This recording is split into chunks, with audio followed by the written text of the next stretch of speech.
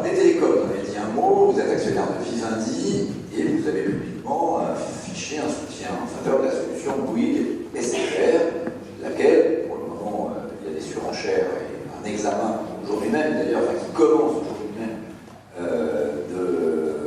des offres concurrentes de l'américain et de Bouygues.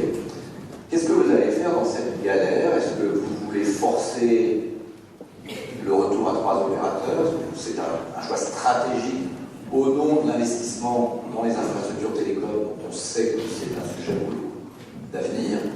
Ou est-ce que vous y allez parce que peut-être votre cerveau Montebourg a sonné un peu plus fort ces derniers temps? Mais c'est pas mon cerveau Montebourg, ça peut être très bien mon cerveau Fauroux. Je vais être très, très clair avec vous là-dessus. Premièrement, nous sommes actionnaires d'Orange, de Vivendi et de Bouygues. Bon.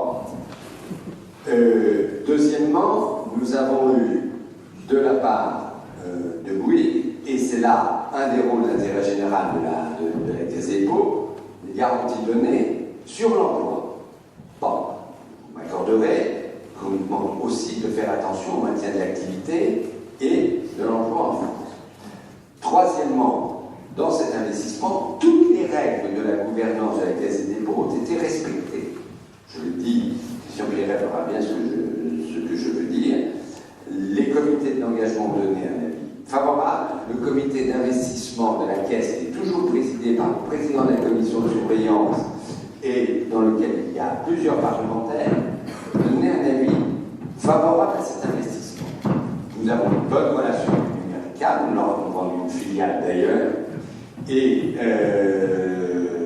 ce n'est en rien contre Numérica. Après, c'est une vision industrielle et patrimoniale.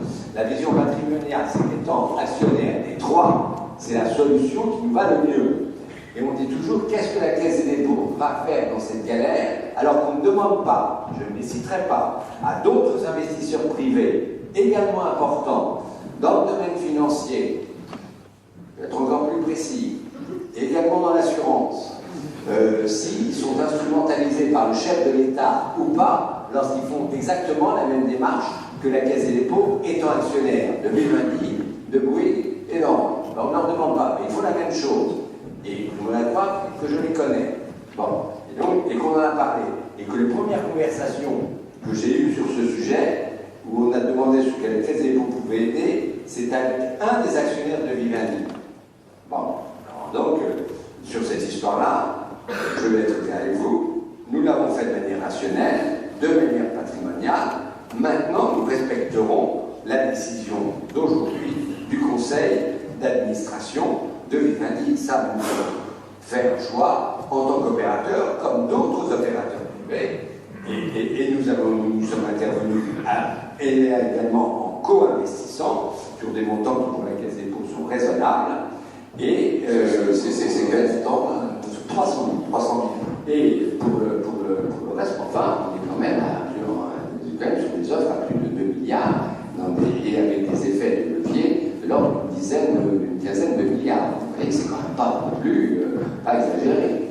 Et la vision industrielle, c'est quoi? La vision industrielle, alors là, que je partage avec d'autres, c'est que nous allons vers une consolidation du secteur des télécommunications en Europe. En Europe, vous avez plus de 60 opérateurs de télécommunications, vous en avez 4 aux États-Unis, vous en avez 2 en Chine. Cherchez l'erreur, et il faut que le secteur de télécommunications en France soit en position de force pour pouvoir bien négocier ces prochaines alliances, bien négocier la consolidation, et que nous protégions et l'activité et l'investissement. Et j'ai toujours été, pour ma part, favorable à ce qu'il y ait 3 opérateurs. Pas favorable à ce qu'on multiplie, parce que je ne vois ni l'amélioration de la qualité du service, je ne vois pas d'avantage en ce qui est en termes industriels et en termes d'activité et d'emploi, je ne l'ai pas vu. Donc, moi, je suis favorable à une solution qui limite le nombre d'opérateurs, mais là, c'est mon cerveau faux, mon cerveau industrie. Pour rester dans la vision industrielle, pour les infrastructures, vous allez également, vous êtes très équipé, créer une filiale avec Orange pour tout ce qui concerne le développement, la fibre, le haut débit, le plan très haut débit, qui est nécessaire. On voit bien qu'il y a un lien aujourd'hui entre la croissance et le développement du numérique.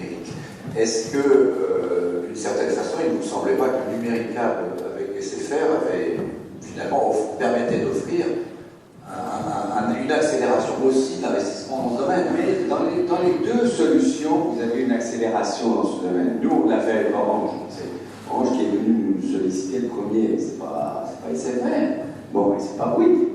Bon. Donc, vous êtes actionnaire des deux. Trois.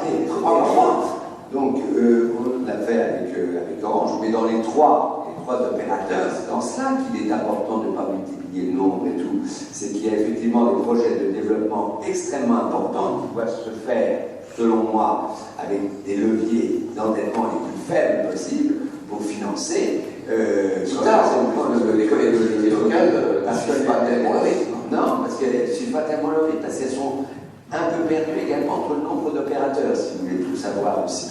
Et il faut, la Caisse des dépôts est prête à accompagner, vous l'avez dit, il y a quand même dans cette affaire 35 milliards d'euros à investir d'ici 2025, et ce que l'on souhaiterait, c'est que l'État ait une stratégie aussi claire en matière de numérique que la Caisse des dépôts. Nous, là-dessus, nous souhaitons que les pouvoirs publics aient une stratégie également claire